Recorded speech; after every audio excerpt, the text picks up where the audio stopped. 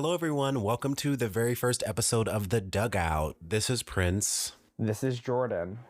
And we thought of this podcast idea like sometime within the past month. And so this is very much like an intro episode where we're going to break down a few different ways of talking about anarchism, culture, politics that we want to do throughout this podcast. Yeah, I'm Jordan. I'm a community organizer, writer, anti-colonial abolitionist, do work in Central Ohio with lots of unhoused folks, getting rid of barriers of housing, with racial justice organizing, trying to intervene in cycles of violence in our communities, either from the community or from the state, and here to kind of have a more open conversation and enter something into the political canon that I find my lineage in, which is exploring political structurings that center autonomy, liberation, and accountability. I want to apply like a post-civilizational and anti-colonial abolitionist perspective to the contemporary and recent revolutionary, or contemporary and older, within the past like century of revolutionary history. That means like exploring the histories of Tubman, Martin Delany, Martin Sostre, Jonina Irvin, Ella Baker, through a gender politic and a database that we haven't seen in the canon, because the past 20 years we've had access to the internet and resource capabilities that others in the revolutions in the past 60 years just haven't had. I'm excited to see what we can amass culturally. Mm-hmm. Yeah. And I like that you raised the internet and how the internet functions and how it's kind of shifting all of our political trajectories and what we're pulling, because like a lot of my background is like journalism and writing about culture. And so I think if I'm looking at just one of the functions of how I want to view this podcast is I'm interested in looking at the functions of different pieces of media, the functions of different political moments or ideas, or the functions fall within like Black anarchism or New African anarchism, or this kind of politic of thought that's like Black liberation. And like, I really look at the world around me a lot of times and I'm like, what's the function of that word or that thought process or that social process?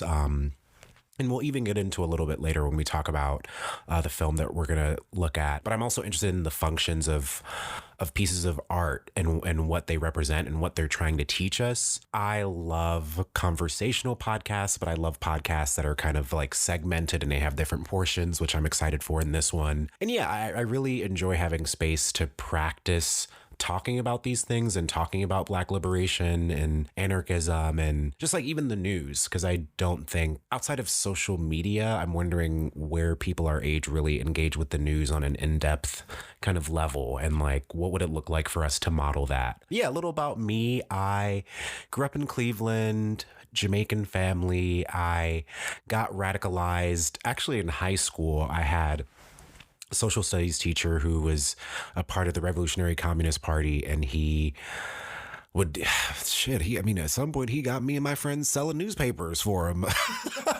and I just learned a lot about like communist China and Maoism and just so many aspects of like, I guess, the more communistic approach to like looking at history in the world. And then in college, I saw the beginnings of Black Lives Matter, and I organized a lot on my campus, and I really got to understand what it means to try to politically orient people or how to change some of the social conditions around you. And then after college, I was a labor organizer in Seattle for a few months, got fired.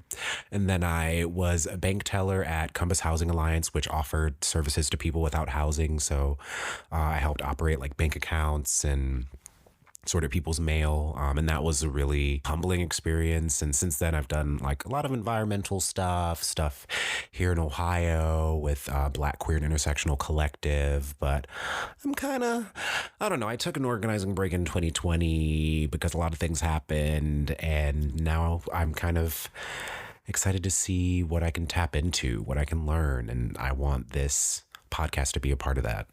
Yeah, before we jump into how we want to structure the current or future episodes, what brought you specifically to anarchism and Black anarchism? I love starting a conversation out with definitions. Yeah. Not even like a strict Webster definition, but like, what does it mean to you? How did you come to such a politics or to identify around a politics? there's a reason you want to claim something like that. And I get that as well. Yeah, that's a good question. I haven't thought about this in such a long time, and now I'm kind of pinpointing it in my mind in a way that I haven't in a while. But it was, I mean, I'd say up until like 2015, 2016, I kind of considered myself like radical, or I don't even know what I could align with politically. I probably would say like, oh, hey, I'm into socialism and communism. And then around 2015, 2016, I moved back to Ohio after being treated like crap at a job I had in Montana. So I was thinking about working conditions a lot because I was doing labor organizing. But then within these structures, like a labor union where I, as an organizer, was being exploited, at this job in Montana where there was racism that I was dealing with, coming back to Ohio and working in a super PAC and not knowing what a super PAC was until I started it, and realizing like, oh, there's all these pitfalls in paid organizing because it's being enfolded into capitalism. And I want a more chaotic and human way to react to the social conditions around me. And I think around that time I went to Standing Rock and I got to meet a lot of like anarchists there and just kind of like vibe with the way they shared space socially and what that looked like for them. And that was when I was burning fabric that might remind us of a certain kind of flag a lot of the time. So I was just really into, I don't know, I was just really wanted to be a rabble rouser. And freeing to me as someone who was Black and grew up in the inner city and grew up with a lot of carcerality in my family. I think when that happens, you have a lot of fear and it teaches you to kind of police yourself. And I think anarchism was a way for me to kind of express a rage that I think we all feel. And then, of course, being Black and being in a lot of anarchist spaces that were more environmentally oriented, it was a lot of white people. And so I think I knew what it meant for me to be an anarchist, but I also saw that it meant something else to white people. 2018, really searching for more language around it and finding like Kawasi Balagoon. Black anarchism it's as expansive as Blackness is, which is like the universe comes from Blackness, essentially. It's non-hierarchical, it's intuitive, it's fluid, it's caring, it has love, and it also has like a lot of justifiable rage. And of course, tactically, that involves a lot of different things, but yeah, that's my answer. What's yours? I came in through an indigenous anarchist perspective, through like the writings of Klee Benally, through Indigenous Action, a piece or along the lines of Reconciliation is Dead from an indigenous anarchist info shop called like North Shore. Ooh, I think I've in heard Canada. That. I think I've read it. It was beautiful. It was like we've tried like literally everything else for generations, and at this point, tactics need to be deprioritized, and certain values that we've only really attached ourselves to assimilate need to be devalued or need to be re-understood. Fire. And then Klee Benally's piece, Unknowable, and like a guide towards and against indigenous anarchy, is looking at the canon of indigenous anarchist thought and anarchist thought as being Eurocentric. And they also like quote a lot of Black anarchists, and like that's how I found other Black anarchists like Kawasi Balagoon and Roger White through Critical Resistance, and like a post-colonial, post-civilizational understanding of what nationhood means, like and the limitations of the English language and how we identify, which is why it's like my safe word to call myself just like an anti-colonial abolitionist. Then I'm just like, what do I want to abolish? Yeah, the prisons, police, slavery, borders, nations. All of it. Like, but I mean, there's also, I feel like the decolonial narrative is something about autonomy, liberation, and accountability, and that balance. And I think that's where I find a lot of my political lineage, is in that, not explicitly anarchist. I have a follow-up question. Can you think of a moment that represents where this is why I identify as an anarchist, a radically oriented person? The first one I can think of is Narcanning someone back to life with a group of other anarchists, like harm reduction folks. Like, instead of calling the police, I was able to call my friend who I do harm reduction work with, who's also, like, has a history of using opiates, so, like, knew about what the person I was interacting with was going through much more than I did. Especially because somebody had just tried to call the EMS for this individual, but then they called the police, like the police came instead. And then the police just like looked at the person and left. So then we hung out with them and then realize, okay, well, now this person is ODing, doing that, and then being able to like still create relations with that folks afterwards. Because being Narcan is a traumatic experience. It is terrible. Talk about a buzzkill. Like, it's really just instant withdrawal. So being able to move through something like that with community. And then I'd say also, I don't know, my mind always goes back to like 2020, just being like, what are these protests about? Going downtown and getting flashbanged, like immediately, like first day there, and then being like, okay. And then just the constant harassment in any neighborhood I'm in, like the lack of respect when talking, like just shows the othering that is done, the cult-like behavior that they're engaged in. Like, it's hard to like not replicate, but also completely creating barriers between those who actually want to have public safety and those who don't. I think like trying to navigate that conversation with real folks with concerns about their families and is what had me like, yeah, we need like a radical perspective. The etymology of radical means to the root. So like, it just like, I don't know, I talk shit on English, but it's about that grassroots to the roots kind of liberation. And it's like knowing I could stop anything I'm doing now and be like, in a way that I feel, and I think feel that's good about saying. And I feel like that's honest in a way that I don't know why I'm thinking of, I guess it makes sense, but like that's one of the reasons I'm kind of anti, like, I don't know, like a lot of forms of Christianity, because it's like this idea like you do good in this life in order to be rewarded later. When I'm like anarchism or caring about community deeply, it's like you do it because it's the right thing to do. It's the human thing to do. Like the fact that you were able to help bring someone back to life when a literal system was right there and just was willing to let someone die. It's like, that to me is like the basis of how humanity even exists in the first place. So it's like, why believe in a culture, an economic system or political system that tells us to do otherwise? Yeah, it's like, where are the incentives? Yeah. The incentives in our society are not, there is something about like the discipline and incentive and working for something now and then getting it later. We do not live in a meritocracy. We live in a capitalist, like capital-centric society in which if that is not in your generational lineage or your proximity to that property or capital or money that you can use to invest, good luck. Honest to God, good luck. I hope somebody's organizing around you, because then you have social capital that can be pulled together that can give you some sort of upstart to a generational swing.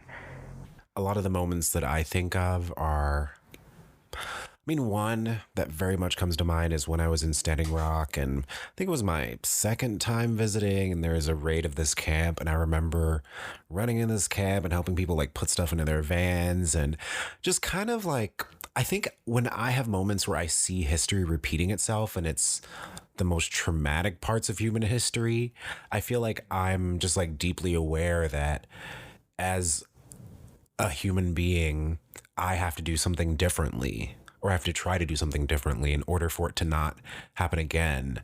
And I mean, I view that as like individual and collective, but I remember being in that camp and then watching all these cops beat the crap out of people. I'm running, my friend is running, can't find my other friend. And I was just thinking, why the fuck is this happening again? And when I have that feeling in my brain and in my gut, I feel like that's when I know I'm making the right decision, like politically, because I'd rather have the space to even ask that question and to be like, what are we gonna do to stop it? Yeah. And like take that seriously. And I think and that's why the Black part of it is so necessary to me, because another moment I think of is a few years ago I went on a press trip to Tulsa, Oklahoma, and for people that don't know, Tulsa was like a very Black, economically driven city that was literally destroyed by a race riot. And so I went on a press trip there because it was kind of like a see the city of Tulsa and write about it journalistically or whatever. And we went to one of the few churches that survived those race riots. And I remember a preacher was talking to us and he said, for the slave, the ultimate emancipation was death. And I don't know, that really stuck out to me. And I guess it makes me think of anarchism, because I'm like, in order to really live, Black people have to always be prepared to die. And so to know that that kind of ontological process and connection or reality is still a thing. It just looks different. Like, that's also like a moment where I'm like, why is this still happening? Like, why is a preacher saying that in this church, in this moment, so impactful to me? And like, I wish there was a world where, I don't know, it wouldn't have hit me as deeply, if that makes sense. But when he said that, I was just like, oh my God. I don't, and yeah, or like you're at a bar and like security is treating someone like crap and you and your friends intervene and you maybe stop someone from getting beaten up or going to jail that night. Like, I love that moment as well, where I'm like, we're not gonna fucking take this. Yeah. Yeah. I like that they said the ultimate emancipation was death, because I think it's like in how you approached it and like your proximity to death, like you have to acknowledge and then respect your proximity to death. Yeah. And that understanding of mortality and what you live through. And I think there's something, even in Black churches, I think there's a little bit more of an understanding of the good I must do I will not only reap the benefits of that in the next lifetime, but in this one. Yeah. And that's where I like can have like the material relationship with folks that we have completely different spiritual views. Mm-hmm. And it's on the like, will you materially benefit those around you now with what we have, and understand what we inherit and then what we have a duty to distribute? I kind of view the distinction between the full episodes and the mini episodes. Full episodes are kind of like deeper dives into certain topics, or maybe like a few different flashpoints, and the mini episodes are kind of more targeted and focused. So a mini episode might be like a reflection or a conversation on a piece of media, or maybe a news hit, and the longer ones might be a few different formats or topics related to an overall theme. That's where my brain is about it. So we can go into the first news thing we want to talk about. The Attorney General of Ohio, Yost, announced the Blue Ribbon Task Force on the future of law enforcement training. Dave Yost, the Ohio Attorney General, is trying to create a new task force. Into the streets, chanting for change. A massive movement that reached a boiling point all across the country 3 years ago, following the police killing of George Floyd and countless others. The community-led movement called for an end to police violence against Black Americans and a systemic change in American policing, awakening much of the country to how much change is necessary to take real strides towards racial equality and justice. What we want as Black people in this country and in this city especially is to feel safe. You know, the same for anybody else. A wish and hope civil rights attorney Sean Walton says sadly hasn't been achieved even after that loud outcry 3 years ago. I mean, legislatively, a lot of bills were proposed and those laws did not pass. Walton, who represents the family of Casey Goodson Jr., the Columbus man shot 6 times by a former Franklin County deputy, says real transformative change in policing remains elusive. We see what we've seen, and it is systemic and it is historic. The looming racial inequality highlighted in recent research. Black Americans are still more than twice as likely to be killed by police as white Americans. And Black people were 26% of those killed by police in 2022, despite being only 13% of the population. Training can't do away with that. That's fear. That's bias. A prejudice, Walton says, often leads to different outcomes. This dash camera video shows a police encounter with a white man in Delaware County. Stopped for speeding, he refuses officers' orders with a gun on his seat. You just put your hand on a gun, sir. He eventually speeds off. Don't do it. Don't. An interaction starkly different than what played out back in July, when a former Circleville officer released his K-9 on a surrendering unarmed Black man. Video of that incident quickly spread across the country, alarming many, including Dr. Bernice King, the daughter of civil rights leader Dr. Martin Luther King Jr., who led the civil rights movement with the message of equality. It's troubling to me anytime I see an individual who is in an arrest posture surrendered and they're attacked. That's very troubling. King says it's clear there is an ongoing struggle, which she believes will require a collective, coordinated effort to tackle, ensuring justice for all. It's work Attorney General Dave Yost says is already underway. We do have mandatory training. It's been funded the last 2 years. It's funded in the new state budget. The goal of the police reform efforts, which were laid out back in 2020, is to create meaningful change to law enforcement across the state. All 31,000 officers are going to receive 24 hours of training over the next, each year over the next 2 years. So promise made, promise delivered. There's such an emphasis placed on training, but no emphasis placed on accountability. And so it shows us that, you know, I guess arguably we're further behind, because after 2020 and after all the conversations and the progress, to still be dealing with this shows that we're losing ground. We're not actually making any progress. Now, we checked on that semi-driver, Jadarius Rose. He had a felony charge against him dismissed at the request of the prosecutor. However, the case against the man seen in that Trooper dash camera video is still pending.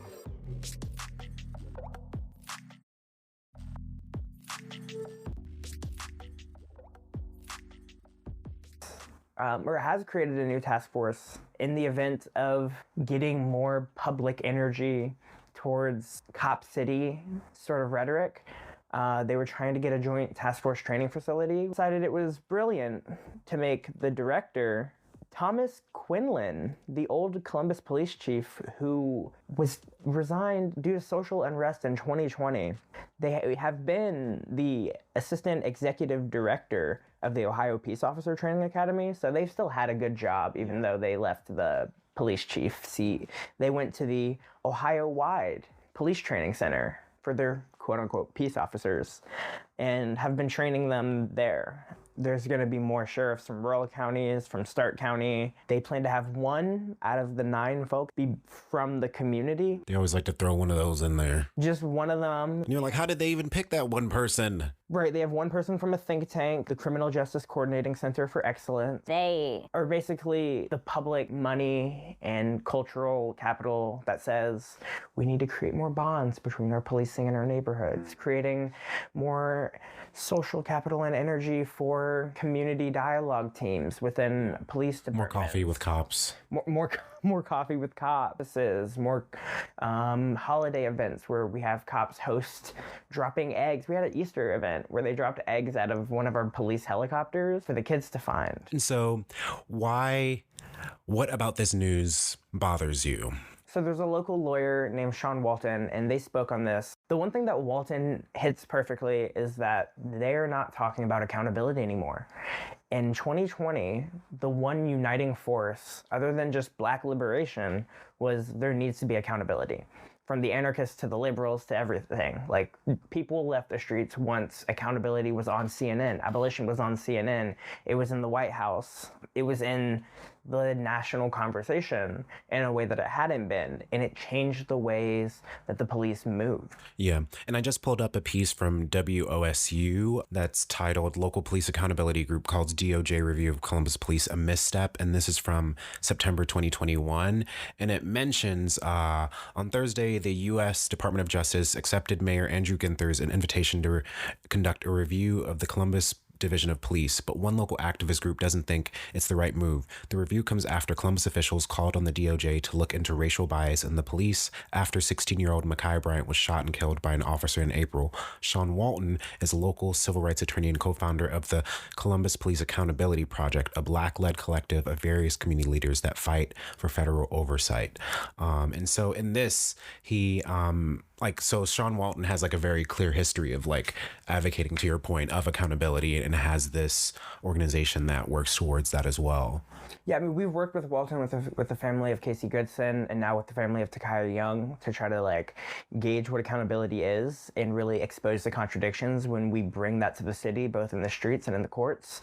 But the one thing that is missing is that the CPAP project, since the 90s, like it has been building off this energy.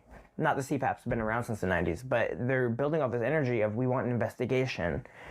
And we were some would say really close to getting that, and then Ginther came out and said, no, I'm going to personally reach out and ask for a review. And there's a difference between the two in which one can bring action and subpoenable material and things that the federal government can actually move on to have policy changes.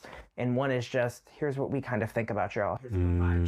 That's a really good distinction and a good point to make on an organizing and campaign level. Like that's a thing like a lot of campaigns struggle with. It's like you push for one thing and then you're offered something that's lesser than.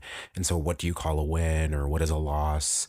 And I think that distinction about the review versus the investigation is really important because it kind of shows how all of these checks and balances that are allegedly in place that, like, I guess the normative or like the people that are pro-police would think like, oh, police are investigated and that just means like that's going to happen. But there are all these checks and balances that are literally not utilized or in place, and they lead to reviews instead of actual investigations. It's more than semantics, which is something that a lot of people don't get because there's not a lot of, if it weren't for folks being organized and saying, hey, we have been calling for an investigation, not a review, and even that like quelled some people's tempers. And it's because they have a historical memory, because every police department, especially since, well, honestly, since the 1920s, but really since the 60s and beyond, has crafted this historical memory and narrative of once they start talking about the things that matter, what materially affects a community, aka the policing of a community and the public safety and law enforcement in a community, they know how to move in a way that takes energy away from the abolitionists and away from something that is revolutionary. And it's intentional. That's why we have Elaine Bryant, who personally told me that I would rather have her as a police chief than some old white guy, because she's a black woman with a black child who knows what it's like to have police hate you. I don't even know what to say to that. It's just like, While she lied to Rebecca Lewis to her face, Donovan Lewis's mom, when Rebecca was like, hey, I've been trying to get you to, we had to pull up to a community conversation that they were having after Tyree Nichols was killed because they were scared that we were going to rebel here. Wow. They were like, oh, let's have a community conversation. They got the black churches involved. They got the community police liaisons. They got people working inside of the schools, in the inner city neighborhoods of Columbus, and straight up just lied to folks' face. And weren't able to, again, talk about accountability, because I was like, okay, you want to reach to me on this level? Are you willing to say that your department does not need as much money when it comes around? It should be going to education and more preventative sources for public safety. Yeah. And they were like, no. And one little fact about the Columbus budget, 35% of our city budget goes to police. Yeah. Columbus spends $361 million a year on the division of police, which comes out to 37%, of the city's operating budget.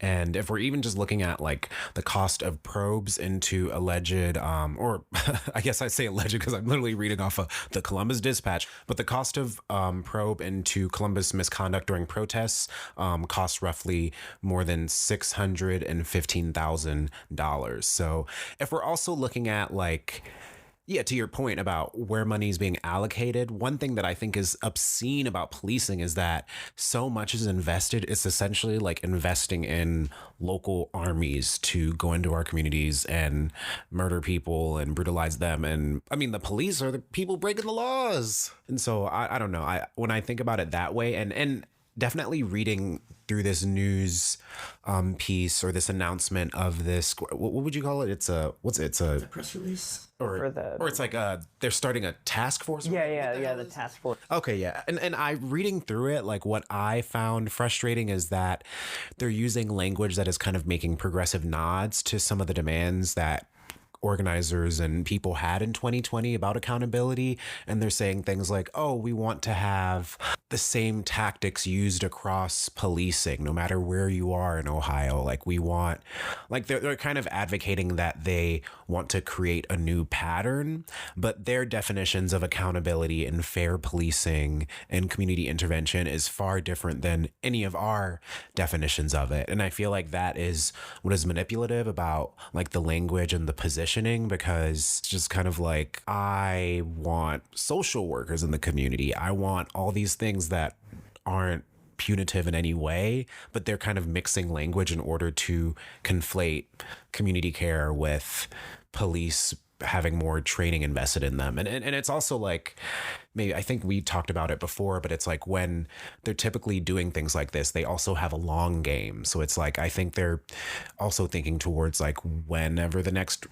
protest will happen, or they're like, I feel like they're setting things up, and the amount of spending that they're going to give policing is only going to increase unless the community resists. The state and the cities that rely on being attached to this like national state identity of the United States of America will always be anti-revolutionary. They are thinking in the long term. Even this task force is talking about what copping, or what being a cop in 2023 will look like, because that's their long-term goal. It's education. And they're really good at having these long drawn-out plans, and they build the task force after task force.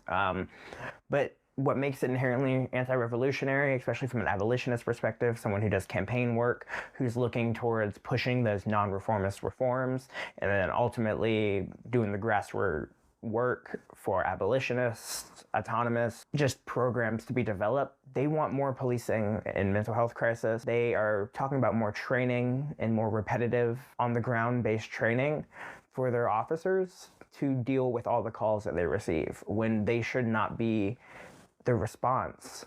Mm-hmm. Especially because the police built off civil servants that dealt with property relations with slaveholders and human beings that were property. Yeah. And slave catchers. And those are, in America, the two institutions that with the proto-policing, and where the policing and surveillance measures. And when you talk about the necessity of any sort of that engagement in any society, it should not be 37% of where all of our collective money is going and energy. Because it also just shows priorities, like where money is spent shows priorities. And if we lived in a city where like uplifting poor people or people without housing was a priority, if we lived in a city where art was a priority, if we lived in a city where equitable and fair housing was a priority, that would be reflected in the budget. But we live in a city that wants to gentrify the city. It wants to make it more marketable for future populations. It wants to strip more of the land in the community. And in order to do that, they need to protect property. They need to protect investments that these realty companies and construction companies and all. And so it's like, when you look at the budget, it really is like Columbus is building itself towards literally, like, I mean, manifesting itself as the capital, as the city at the top of the hill. And 37%, it's like, that's almost half. Like, what about schools? And isn't that like a thing recently? Like, there's like the Ohio Department of Education. Oh yeah, in law, the Ohio Department of Education no longer exists. And this is from Mike DeWine, and this is a piece that came out a few days ago. So literally, as we speak, the Ohio Department of Education doesn't exist. What is happening? Why are these priorities being prioritized in this way? And where are we headed? And to me, we're headed even deeper into a police state, because if they're trying to build a new training academy here and they're trying to make this task force, it's like their version of equitable policing is probably just us getting our asses beat in a jail cell instead of in the street. That's a perfect way to lean into the movie that we watched, Judas and the Black Messiah, how they understood what they could do in public, what they could do with the name of the FBI, how they got informants, how they tried to keep themselves clean because it was a war. And kind of what is the history and legacy of that? Yeah. And I think we're seeing part of that. If you see like the amount of repression that they dealt with in the film, and then using that hopefully as a building block to then do more research into the actual histories that couldn't be shown in a film. I think that's something that you'll get from our first run through. And what's it called? First reactions to the film. Listen to our reactions to the film as we're watching it, and once that's over with, we'll come back and talk about what it's been like a few weeks since we watched it and did a bit more research and kind of got more context into how the movie was made. But enjoy.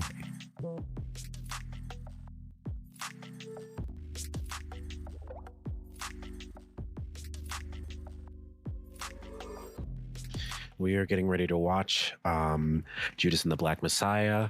I've seen this movie before, but I'm very curious about what the second watch will be like experientially. I remember being really angry when I saw it, so I kind of want to understand why I was angry. That's my 2 cents before we watch it.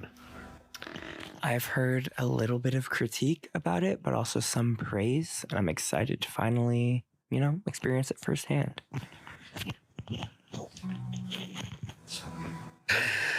It doesn't feel good to watch a movie and see an actor who is being paid to portray this deeply radical and beautiful and emotionally intense and traumatizing history. It's just kind of like, I watch this and I'm like, I'm already questioning, is this movie trying to be cinematic and beautiful, or is it trying to show an ugly truth in a way that most people still don't even really know about? Because I'm like, I was just watching that last scene and I'm like, wow, I was thinking like Heath Stanfield can really act, but I'm like, actually I'm watching a cinematic interpretation of the feds exploiting a poor guy. So I'm kind of like, why am I kind of savoring this? I don't know. It's like this weird. See, but I wasn't savoring. I was thinking about a quote that was not even a quote. I was just thinking about like, I don't know. There's a difference between like, I heard an actor say like, I would never do a movie like Django because like white script, white director. You know how many times I said, like just sat in front of the camera and said nigga, and then this person was just like, the way they made them not even act, but like the way that they're like portraying this like poor person, this person who is like this lumpen proletariat that is like exactly what they want, which is even like an ugly ass term. And like the way they're like, yeah, this person can act. Like me too. Like I love that actor, and I'm just sitting there like, is this why I can appreciate it and stomach it?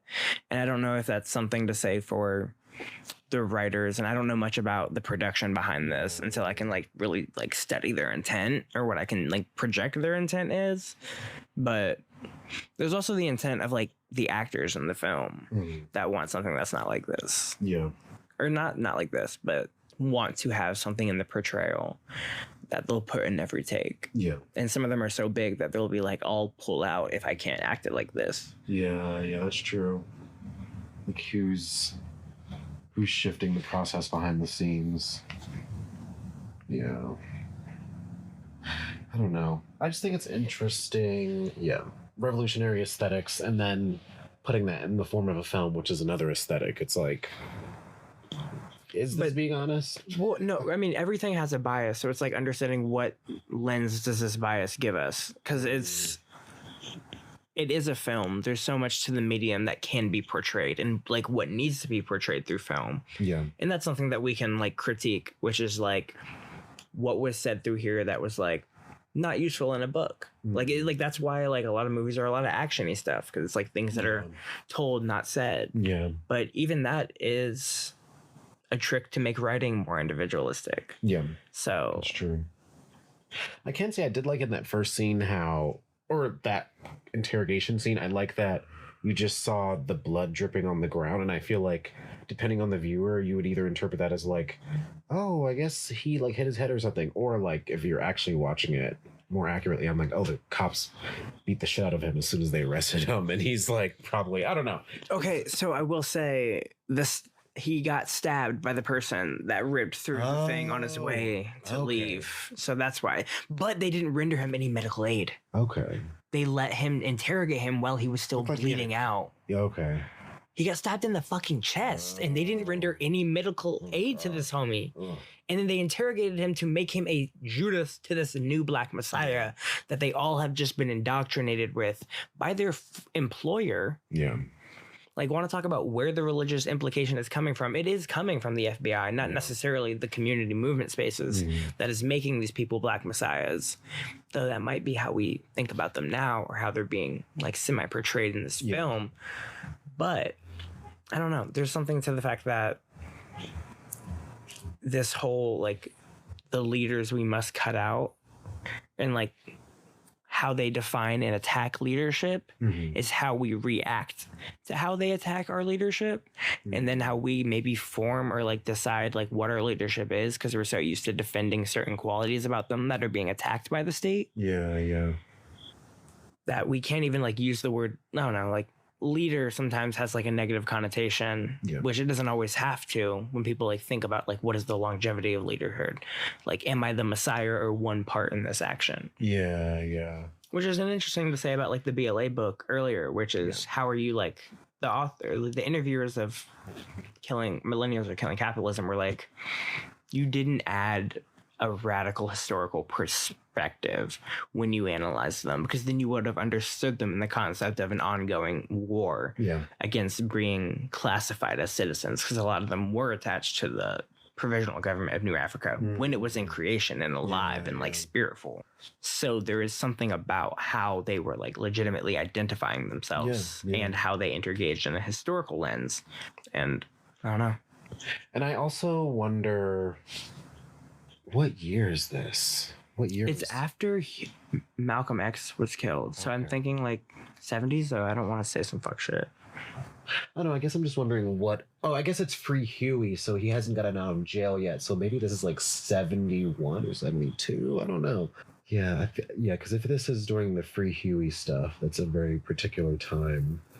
Also, do you think the teaching a bunch of children the whole like Free Huey stuff? I mean, like that was how they maintained the Free Huey campaign, was how they like gained a lot of momentum and money, like sustained a lot of momentum and money after that. And like a lot of people faced repression for that. And it was because they had like a radical like prison abolitionist stance as well. So like our homies are in jail, we're with them like forever. We understand what that actually means. And then we'll full support the communities that are impacted by the state repression or just state violence. And there's also something to where there is that messianic figure and how they were treated, and the social conservativeness that came out of those certain chapters, and how they engaged with liberation schools and taught about the leaders of their time because of the state repression they were facing, and how they had to react to it and like in real time, like decide how to, you know, stay not only like relevant to themselves, but like to their community work. Yeah, I think the Free Huey campaign is interesting because it grew the party, but I think it also made them so hyper focused on going against like basically freeing people that like some criticisms are like they were organizing less on a community level in the like mutual aid kind of way, and they were more trying to raise awareness, raise money. So it's just interesting. Which isn't a bad thing. We don't get revolution without stealing, or not stealing, but obtaining and taking capital from being reinforced into a capitalist like economic structure. So if we're not doing that, like that's something they had right a lot, and like how they were able to sustain so many like community members and like even just like rank and file party members or party supporters, was there were multiple different ways to engage with the party, or like engage with a revolutionary organized group or spirit. And that's something that's not as sustained, and like that infrastructure is like getting rebuilt after 2020, and why it felt so big. But like we're still in the fumblings of a lot of beginnings of that infrastructure where people are learning and like redoing all this history. Free Huey, Free Huey. I want one of their sweatshirts. I want a Black Panther Party sweatshirt. Oh, you can get the Huey, you know, the Huey Foundation's still out. Oh shit, really? It's one of the legacy organizations. Ooh. Yeah, because there are organizations called like the New Black Panther Party that are like on the Southern Poverty. Oh yeah, I knew that. Yeah. Hate crime list, because like they just claim it. So like, there are like legacy organizations. Are there any here? Like there's one in Dayton. They came to Wedgwood when we organized in Wedgwood. we were working with the family. We got the family out of Wedgwood when Sensei Reed was killed. But then the new Black Panther Party came from Dayton and requested money for security from the neighborhood against all white agitators and aggressors. And also was like telling some residents to fuck off when the residents themselves were like organizing a crowd to say get out of there, because they were all balaclavaed up, about a dozen of them. They had on like just, you know, basic, they were all holding like an automatic gun, and they just like stood in front of the rental office building and were like, we're here to protect you, give me $1,200 for the next month.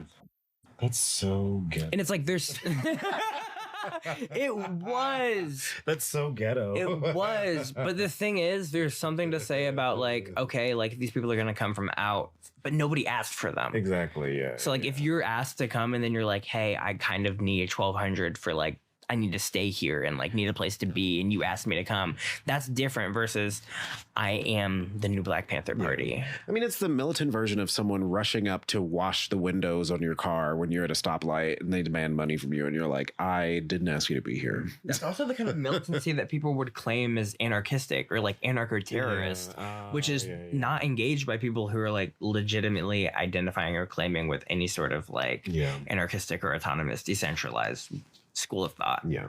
Or practice. I met some Black Panthers in Cleveland, like, I don't know, however many years ago. And I was at a protest and the guy was like, yeah, like, here's my card. Like, we're looking for new people, blah, blah. And I was like, oh my God, this is so cool. And then I emailed him or something because I had to email him. And he was like, oh, we don't really have a meeting for a few weeks. I was like, what the fuck is going on? And then I just never ended up connecting with him again, and I was like, okay, it's not as it was. Yeah, that could have been, you know, it's just more about like what infrastructure is like currently set up still. Yeah. I mean, I after that happened, I was like, oh, it's probably like 3 people and they don't really meet. I've been there. No shade though. Love the Black Panther Party. Okay, I think we've recorded more than the movie's gone on now. What political tactics has Fred been utilizing throughout this movie that you can name? I feel like I'm in a class, like there's something I should have studied to know what to name. But like right now, I'm just thinking of like, it's kind of the same tactic I use, in which it's like a class-based solidarity first. Mm-hmm.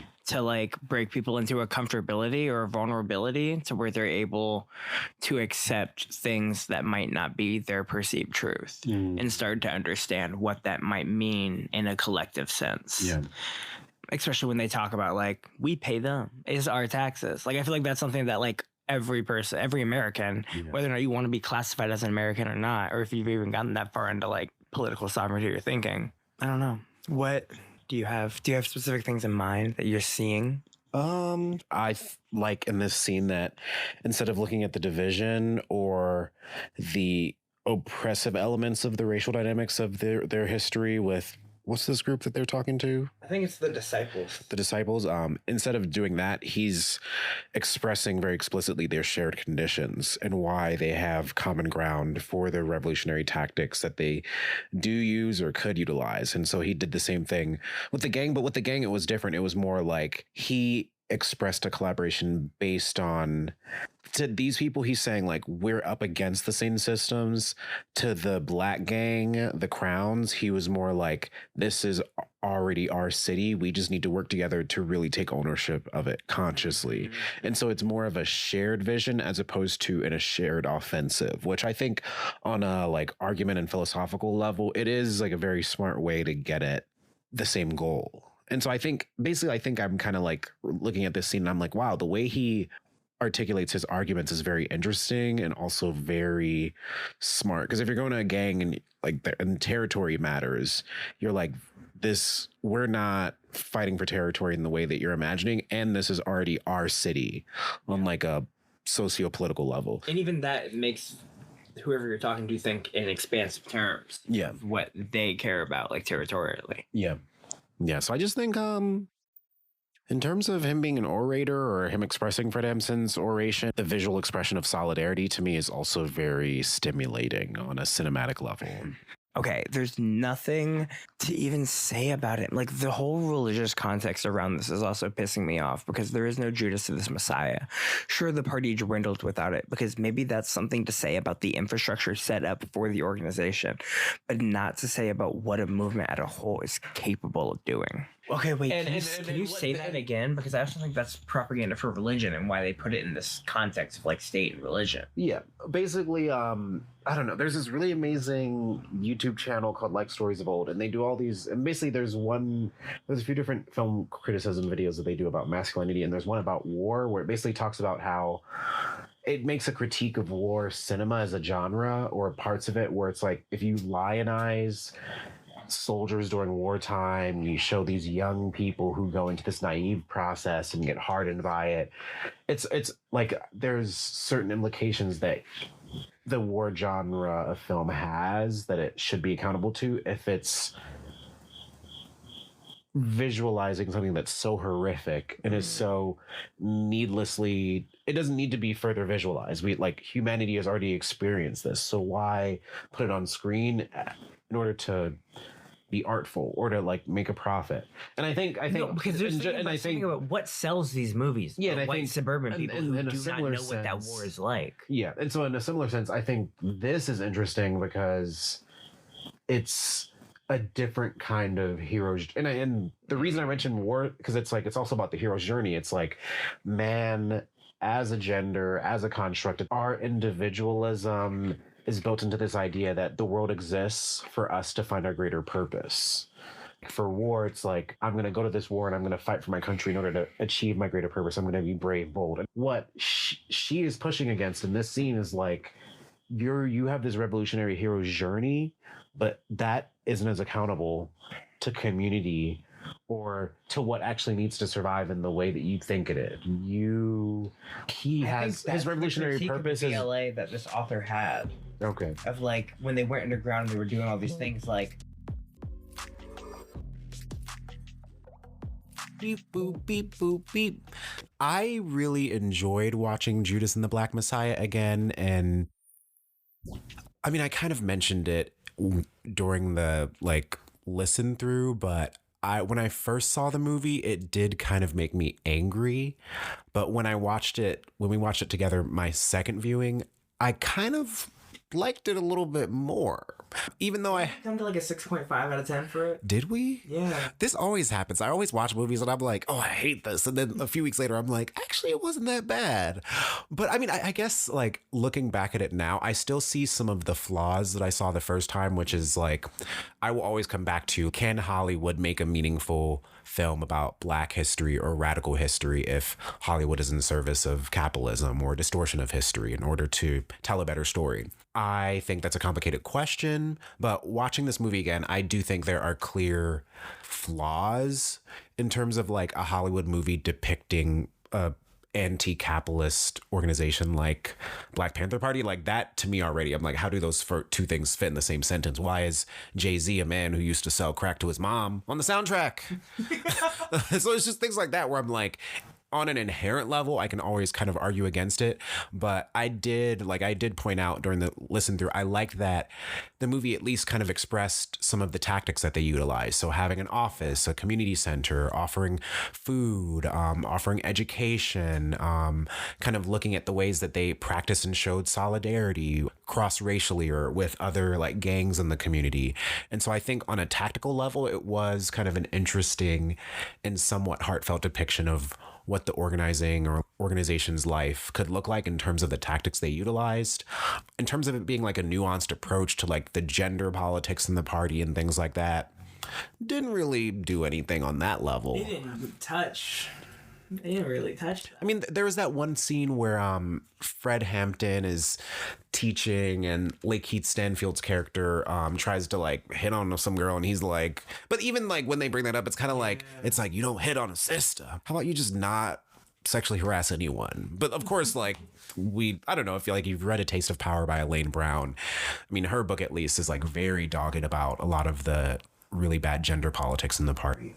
Yeah, and having to be, I can understand like being explicit about it in the moment, especially around something you have to teach somebody, especially in like that's the setting in which they're learning about revolution. And there's like a point where Jonina Irvin, who's a black anarchist in the South, said like nobody in the party became joined as a revolutionary.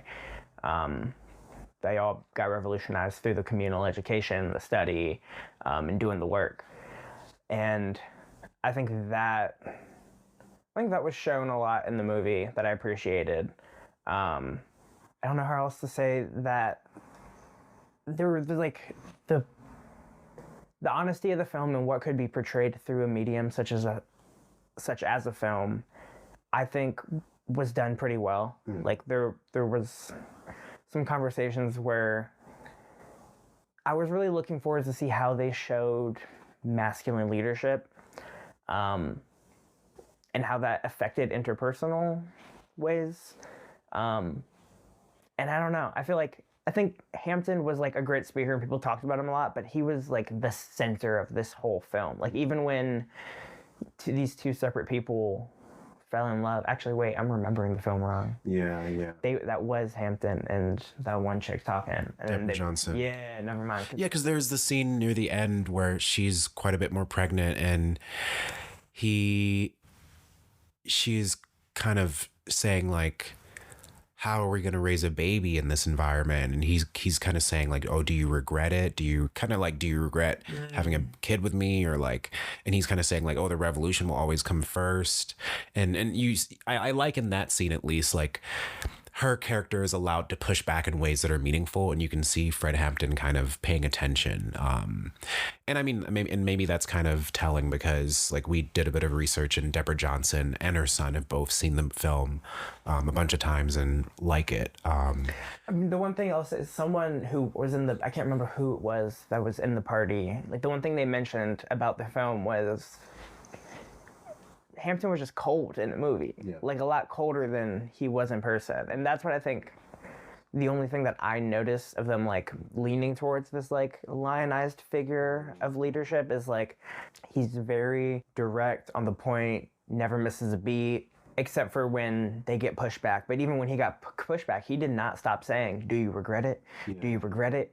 Over and over again. Like it wasn't, but that's also like maybe a snapshot of like how folks were moved and what actually like moved individuals in such a chaotic time. Yeah. Or what you had to portray in order to get the public to buy into such a militant stance. Like you have to, or at least the idea is you have to present a full confidence and there's no doubt in your mind. And that's how you move people, or that's how you show Black people you're real serious about this revolutionary stuff. Instead of just wearing a dashiki.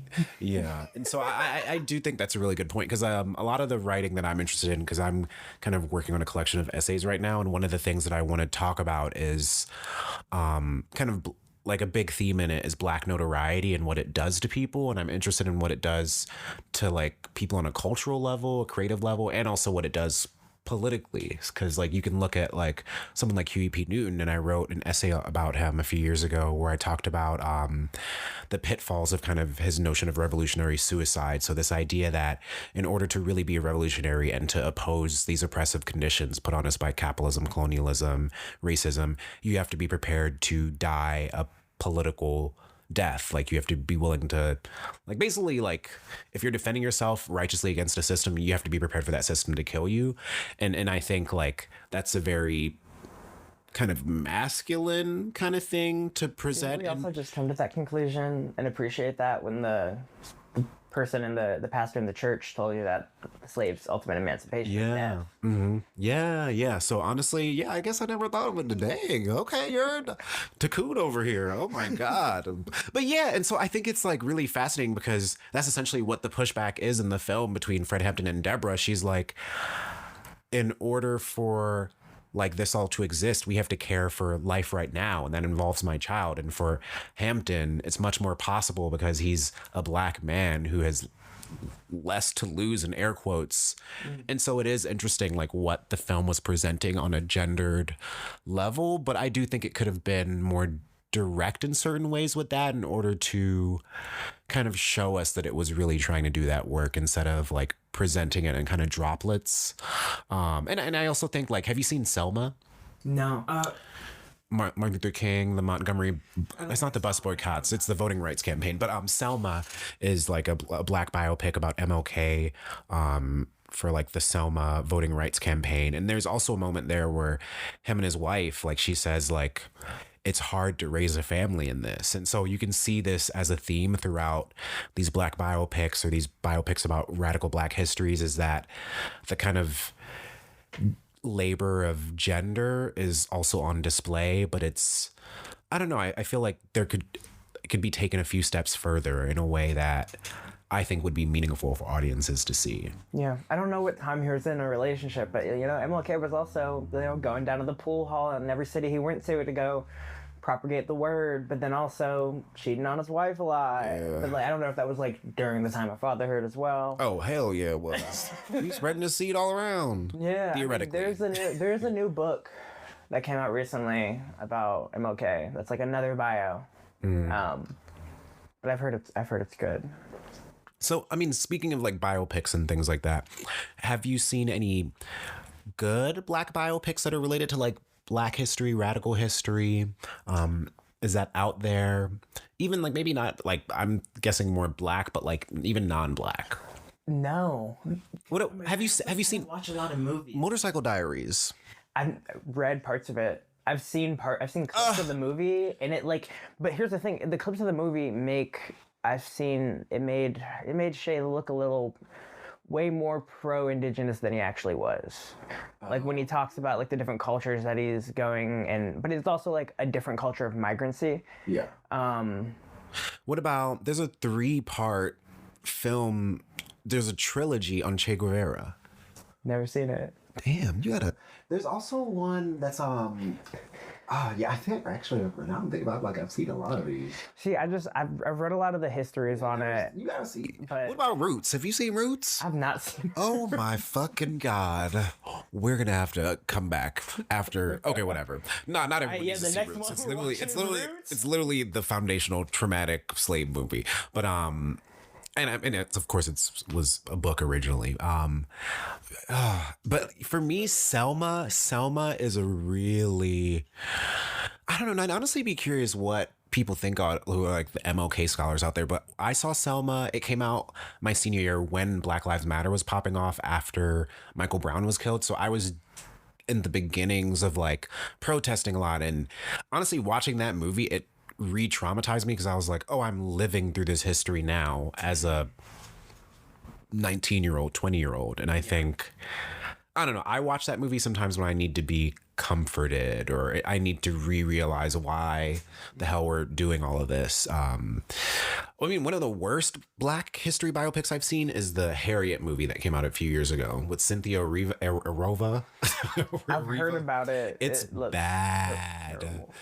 And it's got all this modern music in it. Oh my God, it was bad. It was bad. It's very girl boss, I've heard. Yeah. Oh my gosh. There is a book that's been coming out about the rebiography of Harriet Tubman and the evilism of black loaferism. Or black female loaferism, which is like, it talks about Harriet Tubman, the guerrilla escapades and connections made, the intelligence services made, the communal networks sustained and fought for, the kind of Black and New African autonomous tradition. It's by Butch Lee. Ooh. Excuse me. But it talks about like then after like in the Reconstruction era about like people seen as loafers or people who just don't do anything, and then like the vagrancy laws about just existing while being black as like another way to put folks in jail and like re-enslave, and like how they culturally did that with like a workerist attitude. Yeah. That they could also, people were building socialist models off of this workerist attitude. So like it was also very anti-black when they were like creating more autonomous networks of labor and sustaining each other, like by literally like expropriating lands of ex-slave holders that died during the Civil War. And then like people were in power that would be like, oh, like these amount of people own the land now. And they were doing their thing. And then it was, whenever they created schools and different networks, they got burned down. Like different like fascist KKK vigilantes just burned down autonomous Black institutions, which is kind of why it's to the point where like even throughout like the best things, like the quote unquote best and most progressive legal standpoints in this country's history, like Brown versus Education or Brown v. Board of Education, some people's attachment to that will be, well, why don't we just create our own schools then? Like at that point, like why don't we just like start doing that? And it's like we had for 10 decades, we had been doing that, and they just kept getting burnt, and we would not get the federal protection that other cities or other settlements would get. And that question is just removing like a very real historical context, and so it's coming from even the wrong place. It's coming from the wrong place in the first place. It's like, I totally get that. I did also want to raise another point about and I think like the historical context of that question even being asked, because it's just like, we didn't even ask to be brought here. And now you're telling us that we need to get our own? You brought us here. Oh my God. I hate, oh my gosh. Yeah. Well, no, I mean, I think that question comes from like a separatist, like Malcolm X kind of. Like, oh, okay. Okay. You're asking from that angle. Build our own schools. And then populate our own centers. Oh, okay. So you're speaking more towards like a nationalism that's being demanded, or, I mean, what do you think? What do you think about when Black people are like, we should have never tried to integrate? Like, what do you think of that? 'Cause sometimes it's not like it really comes from a civilizational text or civilizational point of view. That is, I mean, a lot of that stuff comes from like we could have done it better ourselves, without trying to assimilate in order to integrate. I think that's like a main, like, we need to uphold our cultural identities that we have been trying to maintain throughout being a colonized entity, but we don't actually have a robust, even like decentralized national identity to lean on. And like throughout generations, it's changed from like those that collectivize around the Negro experience or the Black experience. So you're kind of saying that assimilation and integration has made Black culture less strong. I think it's a dilemma. I think colonized folks on Turtle Island have lots of dilemmas, being that we are not organized, that we are out-organized. And when we talk about creating autonomous institutions, I think it's something that we should be doing and have in our collective conversations. But I think the labor to have those collective conversations, I think maybe it's not there like it used to be, to where we have, like, we can point to something autonomous because of repression. Like, we can't point to multiple organizations that are national or across the cities that are like, this is how we break off. Or it's like, I guess I think of my answer to that question in terms of like how the ideal, dominant, like how the ideal dominant forms of Blackness have changed over time, or like the idea that dominant ideal Blackness. So I think like during like civil rights era, it was kind of like being able to have a family and being able to like develop the nuclear family and survive like this racial tyranny. And then in the 80s, 90s, I think it became more like of a cultural kind of idealized Blackness, or something that was like in resistance on a creative level. And then if I look at like, at least like some of the mass ideas about Blackness now, especially in the West, it's more like, how much money can you get, or how or like I think about the notion of the $1 million slave, or and so it's like attention economy. In the past, it seems like we were more in resistance to something, and now it's more like, what can we acquire and hoard? And so maybe like the function of blackness is kind of shifting. Even like, so the function of black independence has shifted. Yeah. One could say. Or the definition of it has shifted. Especially when it was, I mean, it always could. It was always so elusive. Because like even when you're talking about blackness globally or even in the States, there's people who are descendants of slaves and there's that are immigrants. Yeah. And like I'm a second generation immigrant, so I can like directly trace my family back to Gambia and Guinea and like Fulani like sources, and that is very different from those who have like been forced to create like different proximity to colonizing forces.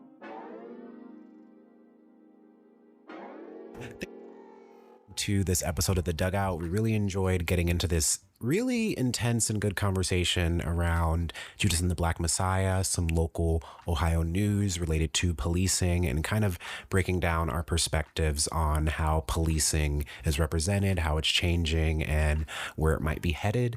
If you want to follow us, check out the show notes, check out our social media links, and if you want to support The Dugout, because we're making the show for free, we're putting in our love, time, anger, support us on Patreon, support us on Coffee, support us on PayPal. I just put in 3 different things so we can pick which one of those we want to do. Support us on Cash App, support us on Venmo. And yeah, expect more of these episodes to come. And yeah, I'm excited to talk shit.